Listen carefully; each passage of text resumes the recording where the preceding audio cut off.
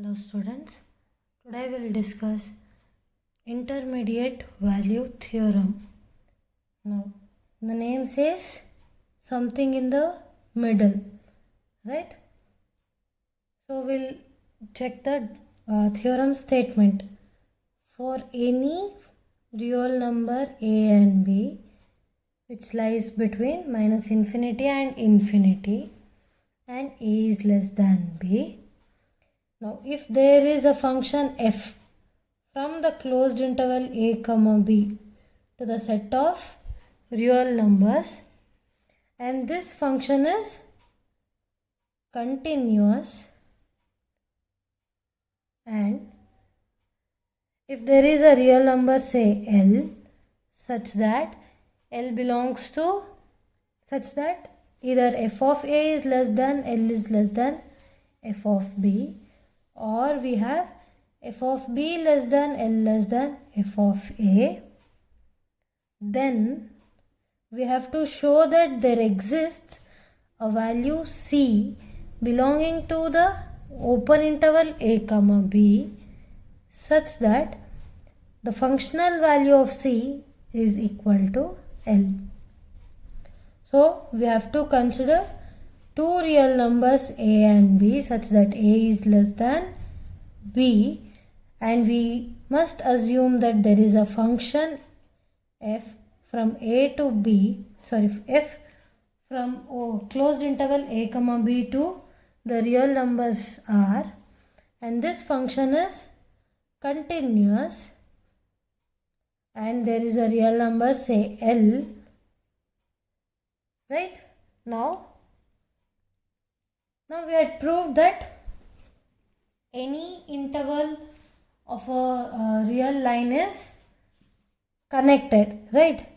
R is connected and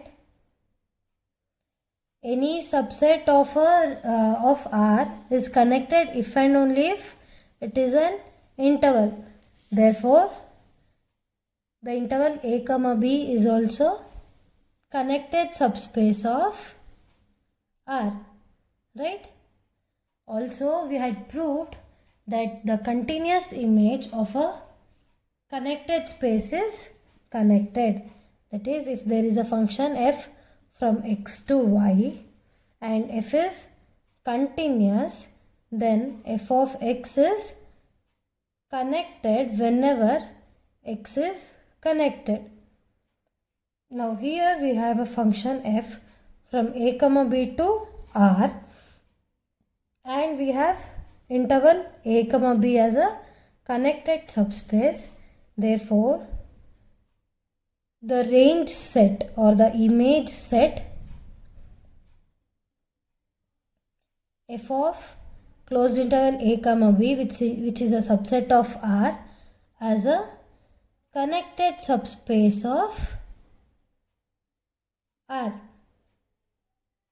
So this must be an interval. We have a connected subspace of R, therefore this must be an interval. Say it is equal to some m comma n. Fine. Now therefore we have f of a and f of b belonging to f of a comma b. Because we have taken a closed interval for a comma b, the functional values of a and b will be in the image set. Now, for L, we had two conditions, f of a less than L less than f of b, or f of b less than L less than f of a. Now, I will consider in the first case that f of a is less than L and L is less than f of b. So, f of a comma f of b, the open interval f of a comma f of b will be a subset of f of closed interval a comma b, right? Since f of a and f of b belongs to this interval, we will have this. Now, L lies between f of a and f of b. Therefore, L belongs to the open interval f of a and f of b, right? This implies L belongs to f of a comma b. Here we are claiming that the real number L is in the image set of a comma b. That is, there exists a real number C belonging to a comma b such that f of C is equal to L. Now we have proved one part, that's all. Now we had to prove that C belongs to open interval a comma b. Here we have got C belonging to closed interval a comma b. So we have to check if C belongs to open interval or not. For that we have assumed f of a is less than L is less than f of b. That is, clearly we have f of a is not equal to L and it is also not equal to f of b. Therefore, the pre-image also cannot be equal to each other, right? Therefore, C cannot be equal to A and C cannot be equal to B. Hence, we have obtained C belonging to the open interval a comma b such that f of C is equal to L. Now, we have proved the first part. Now, we have to assume if f of b is less than L is less than f of a. Now, if this is the case, L belongs to the open interval f of b comma f of a. Now, f of b and f of a are in f of closed interval a comma b, right? Therefore, we get this is a subset of f of closed interval a comma b. Hence, we have got here also L belongs to the image set of a comma b. That is, there exists an element C belonging to closed interval a comma b such that f of C is equal to L. Now, in the similar way, we have to check if C belongs to open interval or not. Now, from the assumption we have f of b is less than L is less than f of a. That is, we have even in the worst case, L will not be equal to f of b or f of a. Therefore, the pre-images also will not be equal to each other. Hence, we have got C belongs to open interval a comma b such that f of C is equal to L. Hence, we have proved the theorem. In the theorem, we have checked if there is a value in between in a continuous function. If there is a value in between two numbers, then there exists a value in the image set. If there is a value in between two numbers, in the pre-image set also will have a value in between those two corresponding pre-images, right? That is, we have got something in between the set. Now, this C we have extracted from in between a comma b. Hence, the theorem name is intermediate value theorem. That is, we have extracted something from in between. So, I hope you have understood the theorem. We'll move further. The next topic is path connected space. Now, for the formal definition, let X be a topological space. X is said to be path connected space if for all points x and y belonging to the set X, there must exist a path from X to Y, right? Suppose this is the space X. There are two elements X and Y. Now, this if I say this X to be path connected, if there is a path from x to y. Here it is clear. There is a path. Now if there is some space like this and I take a point x from here, y from here, this whole thing is x. This is a disconnected space, right? Now these two are components of x. Is there any path from x to y? No. Because there is a breakage here, we can't directly write this. So here x is not path connected, right? So path, what is path? Now path cannot just be told as this line. Now this line must have some properties also, right? Now we will discuss what is path. Now path is a function f from the singleton set 0, 1 to the space x such that f of 0 equal to x and f of 1 equal to y. So this continuous function, if this continuous function exists between each pair of elements x and y of x, then x is said to be path connected. That is, if this function f exists, then we say there is a path from x to y. Now, how do we say it directly? I said f must be a continuous function. Now, f is a continuous function means in the image set, say f of closed interval 0, 1, there is no breakage, right? That is how a continuous function is defined. Hence, there is a path. Now here there is a breakage, therefore there is no continuity. Hence there is no path from x to y. Therefore this x cannot be said as path connected space. I hope you have understood the definition. The next theorem is a path connected space is always connected. Now let X be a path connected space, right? So now what is a path connected space?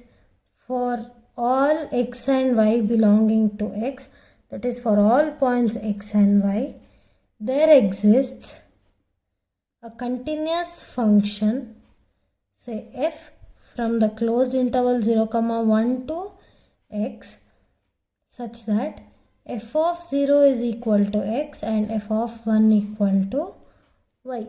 Now this is our assumption. Now we have to prove that this space x is connected. Now I'll assume that x is not connected.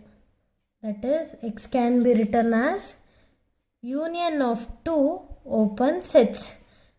That is, u and v are open in x. Now, can u and v be null sets? No. U and v are non-empty sets, and the other condition is u intersection v is equal to null. That is, they are disjoint. Right? Now, with this assumption, we have to prove that we have to check if we get a contradiction or not. Now, let x belongs to u and y belongs to v be two elements. Since x is path connected, I'll take a particular function f. For this particular x and y, f is a continuous function from closed interval 0, 1 to r, such that f of 0 equal to x and f of 1 equal to y. So from this we get f inverse of u and f inverse of v. Now since f is continuous, see, this implies what?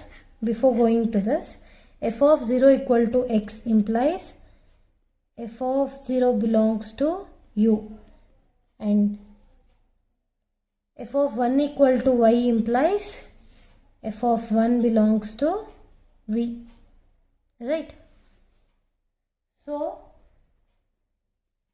we obtain 0 belongs to f inverse of u and 1 belongs to f inverse of v. Now what are these sets f inverse of u and f inverse of v?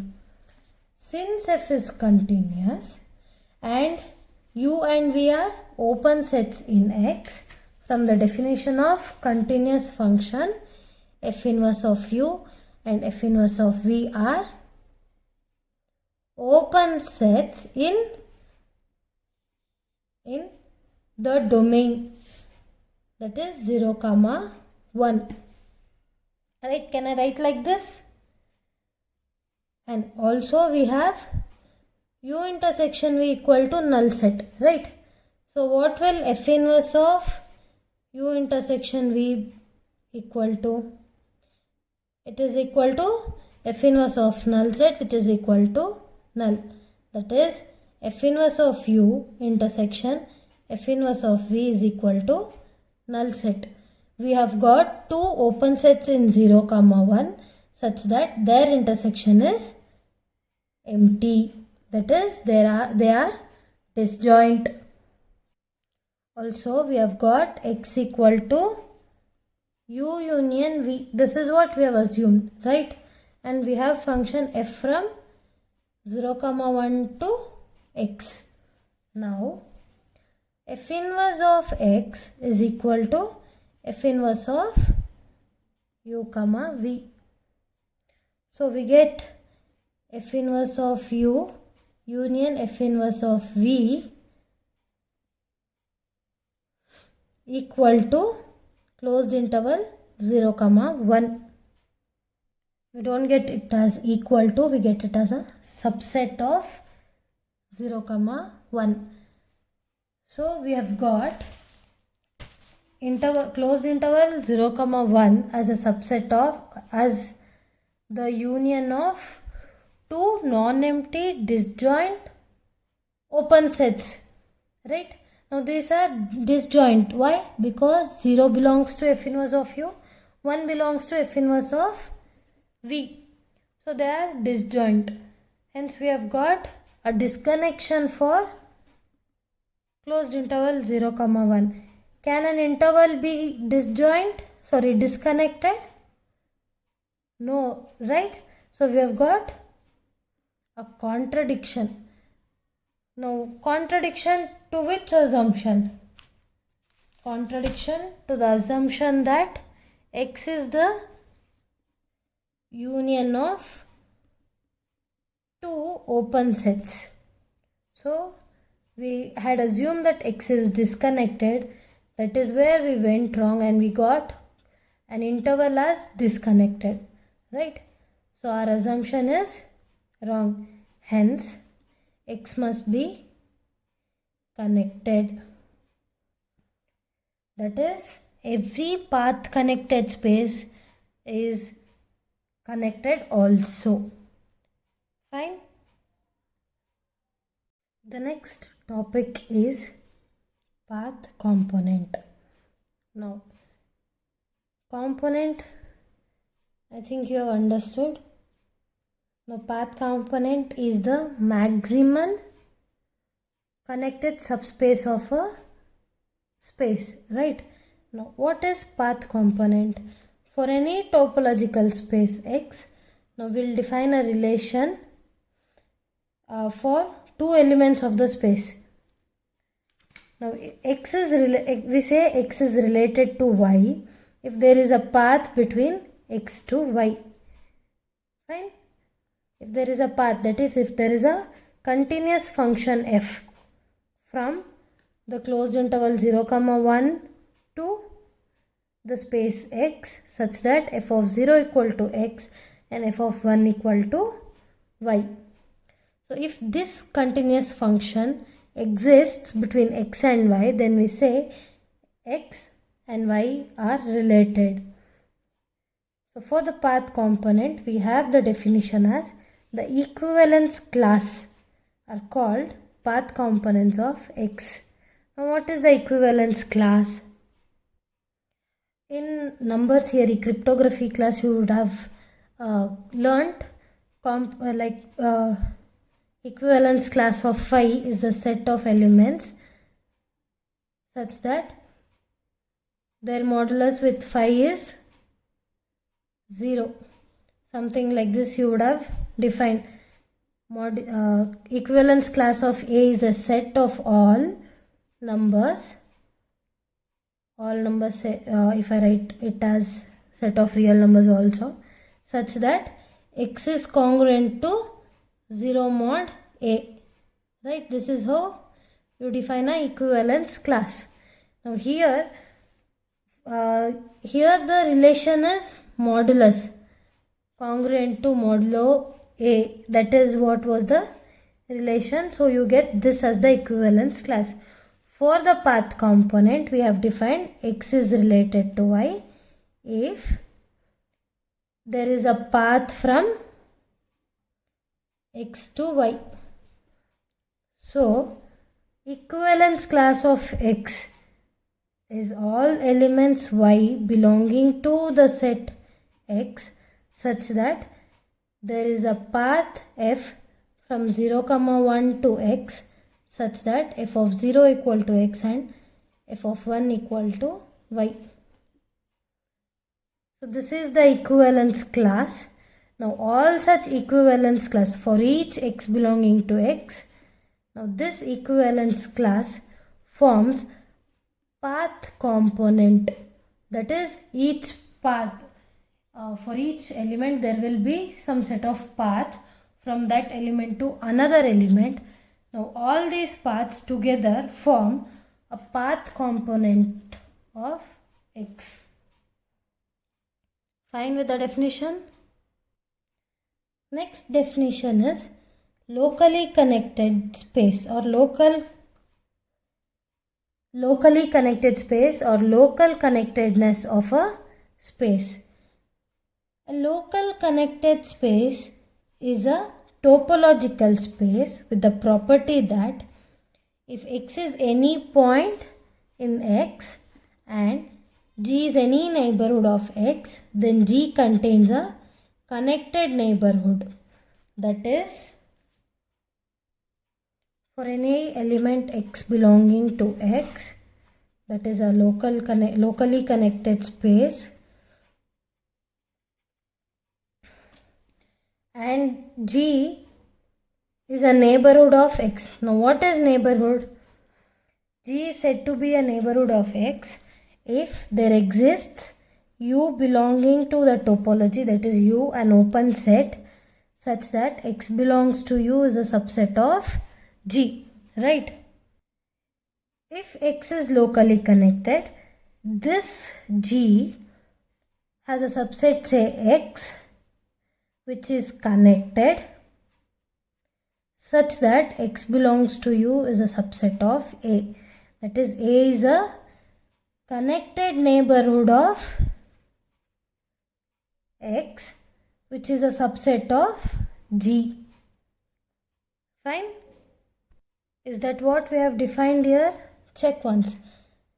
Now G is any neighborhood of X, then G contains a connected neighborhood of X. That is, there exists one more subset in G which is connected and a neighborhood of X.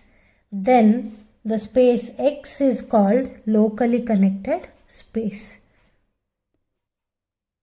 Now as an example, isn't this a sine curve? Yes, right.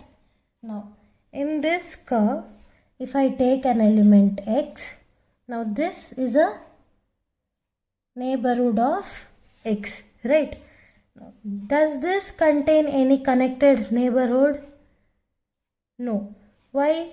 Why there is no connected neighborhood? Because if I say there is a connected neighborhood, then it must contain all points of this line. But will this contain all points of the line? No, right? Now these are all not on this line. Therefore, sine curve is not a locally connected space.